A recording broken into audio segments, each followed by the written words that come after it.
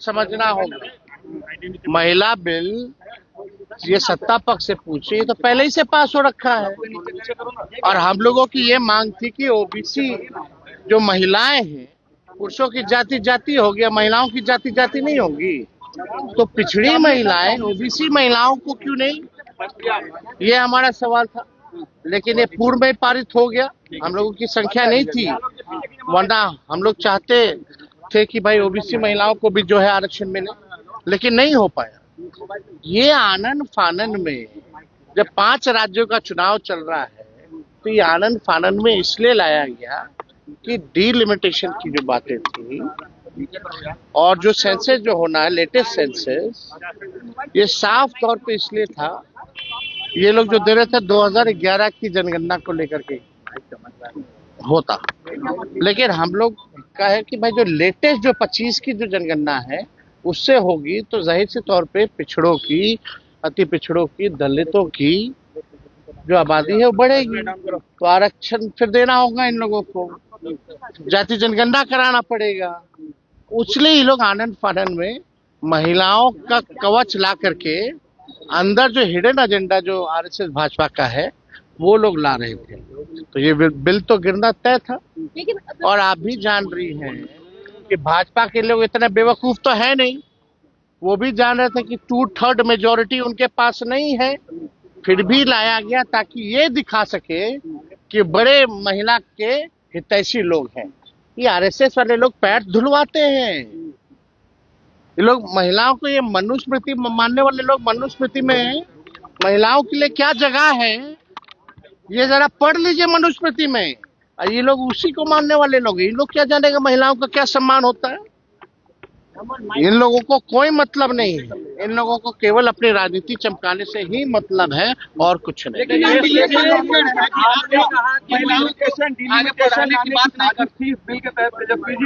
Delimitation हुआ ना जम्मू कश्मीर में, असम में, कश्मीर का चुनाव का रिजल्ट जो 6 जगह इन लोगों ने डिलिमिटेशन किया, उबाड़ खबाड़ करके 6 जो है बीजेपी जीती है। तो इनकी साजिश यही थी कि भाई जहां इनका, क्योंकि आप अगर ट्रेंड देखिएगा या डेटा देखिएगा तो आपको पता चल जाता है कि भाई कौन सा सीट किसका मजबूत है, कौन सा बूथ किसका मजबूत है। जो आपका मजबूत होगा काट देगा, 4 जगह 4 भाग में कर देगा। तो ये तो साफ साजिश है। असल में इन लोगों का एजेंडा संविधान को बदलने का है। डिलिमिटेशन के बाद ये लोग चाहते थे कि भाई इनकी मेजोरिटी 2/3 से ज्यादा आ जाएगी तो संविधान बदल देंगे। असल एजेंडा इन लोगों का ये है, और हम लोगों के रहते हुए बाबा साहब अम्बेडकर के संविधान को कोई नहीं बदलेगा। आपने कहा गुजरात से जो है बिहार चलेगा, लेकिन सुबह सम्राट चौधरी ने 5 ऐसे बड़े फैसले ले लिए हैं। आज बिहार में शराबबंदी जो है वो लागू रहेगी, कई ऐसे जो है फैसले ले, नीतीश कुमार के जो काम था उसको अब आगे बढ़ा रहे हैं। मतलब कोई कैबिनेट में निर्णय हुआ है क्या? अरे बोली यार, जरूरत क्यों आना पूरी ये बोलने की जरूरत ही क्या है? तो देखिए, काम अब सिलेक्टेड मुख्यमंत्री बने हैं और जो इलेक्टेड मुख्यमंत्री को हटा करके, और उनका था कि भाई सपना की नीतीश जी को हम लोग हटा दें, उसके लिए तो हम उनको धन्यवाद दिए ही। अब काम करें ना, काम ज्यादा करें, बात कम करें।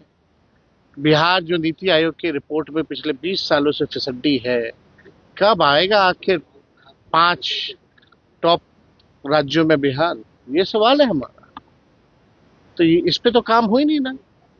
खजाना खाली, खजाना भरने के लिए रेवेन्यू की क्या व्यवस्था करेंगे, ये रोड मैप बताए ना।